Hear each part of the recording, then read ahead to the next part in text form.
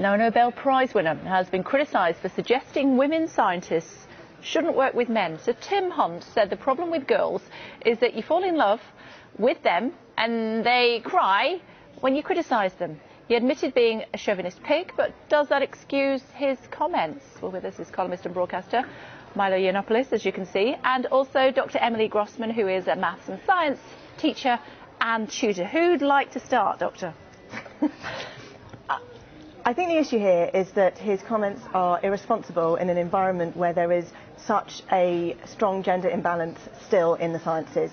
I work as a teacher and tutor, and I am really passionate about encouraging young women, girls at school to study science, to go into sciences, and there's still an environment where a lot of young girls still feel that science isn't for them. There's a historical reason for that. Back in the Renaissance time, women were told that their brains were too soft to have a powerful skull, that exercising our brains would shrink our ovaries. We're still coming back from that, and we're in an environment where we're desperately trying to dispel these stereotypes, to dispel the image that science and maths is more for boys than it is for girls. And these types of comments, potentially harmless in terms of intent, are actually really reinforcing these stereotypes that we're trying to get away from in terms of encouraging girls to go into science as a career.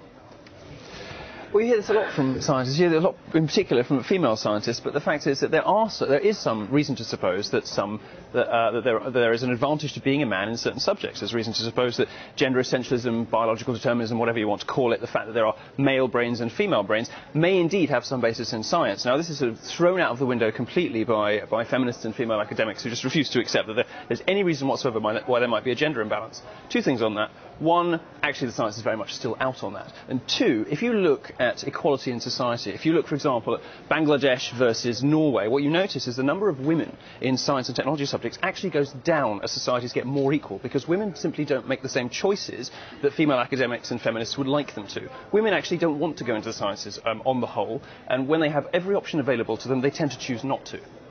I don't think that's the issue. I think it's about confidence. I think women suffer. Again, we're not talking about all women, we're talking about some women, we're talking about some men, from lack of confidence and from something called imposter syndrome, where we attribute our successes to external factors and we lack the confidence to actually believe that we are good enough to do it. Sorry to interrupt you, but you know, if you're going to get put off a career in science because of an offhand comment from a Nobel Prize winner, how committed were you really in the first place to being a scientist? I mean, women learn in a very different way. Women learn, again, not all women, but majority of women learn in a way that's supportive, that's nurturing, that's encouraging. I see that in the students that I teach. I see the girls that I teach go into mixed-sex sixth forms and get totally put off because they're in a sink-or-swim environment, they're in a competitive environment, they're too frightened to put up their hands and ask. So we shouldn't have competitiveness in science. Competitiveness in science is bad. We should segregate the sexes, really. That's what you're saying, isn't it? Absolutely not. Much better, in fact, if what Tim Hunt said was exactly true. What you're saying is that gender segregation would be a good thing. You're saying mixed classes, the competitiveness is bad for women. So maybe he's right. Maybe we should separate labs out into female scientists and male scientists. That seems to be what you're saying. It's important for women to be able to compete in a male environment, but it's important to help those women, to support those women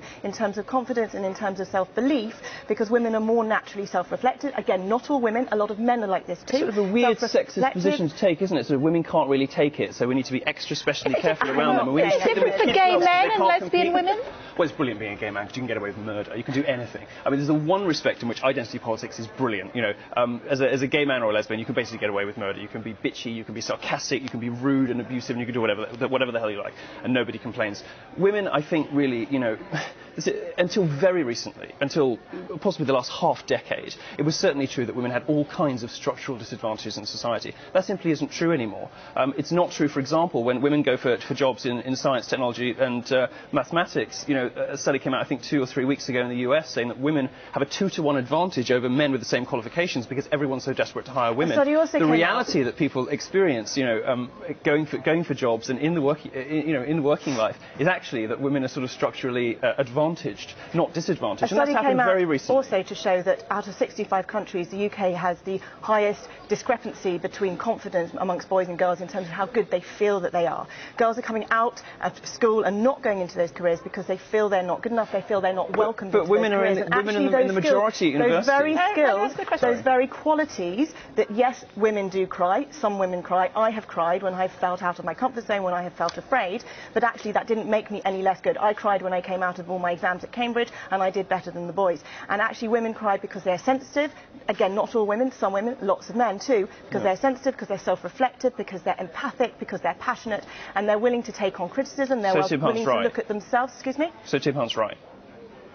He's right that women cry, but the implication that makes us at a disadvantage, that puts us in as people who shouldn't be going into... I don't think he made that implication. What he was saying is that he finds... to make that kind of comment in an environment when we're never said that makes women less competent. What he said was he finds it personally a distraction. He said that he finds it a distraction in science. Rather than women. And he's a silly old man who doesn't understand the latest, but he the latest sort of feminist politics on this. What is he? 73 years old? We can't expect him. Septuagenarian. Right. We can't expect him to be up on the, all of that kind of stuff. He's in a position of responsibility. What we're witnessing really is a comment that would be perfectly unobjectionable if it were over the dinner table, or if it was, for example, your own granddad. It wouldn't be unobjectionable if there were young girls present who were studying maths and science at school. And Andrew Short has tweeted to say, is it because he's made these comments because, leaning to your point, because he's a septuagenarian and he's from a bygone era, sexism in the modern world has no place, but he is an old man, and so do we have to forgive him? Of course, I'm not talking about him and his comments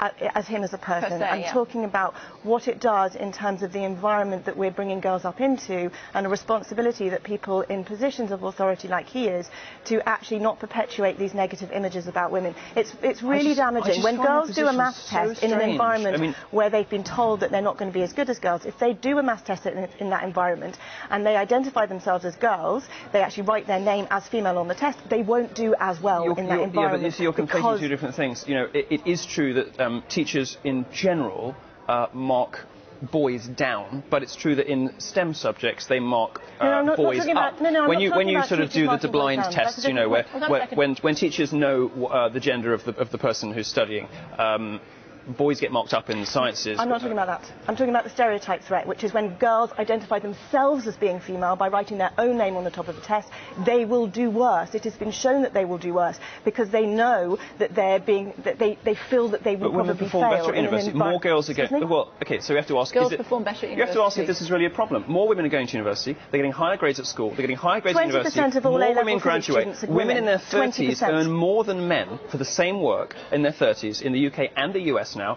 They are 2 to 1 more likely to get a job with the same qualifications.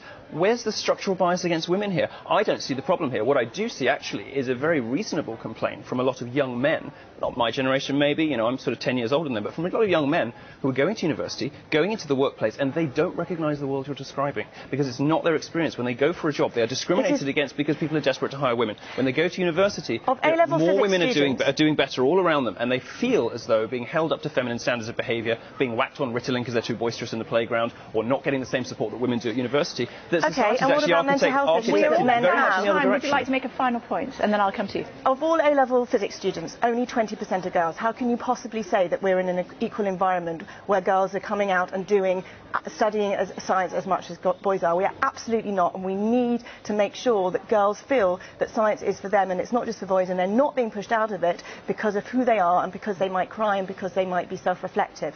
But this is based on an assumption that there ought to be some kind of gender parity. My suggestion is that there isn't. We don't complain when women dominate subjects like nursing. We shouldn't complain when men dominate subjects like physics.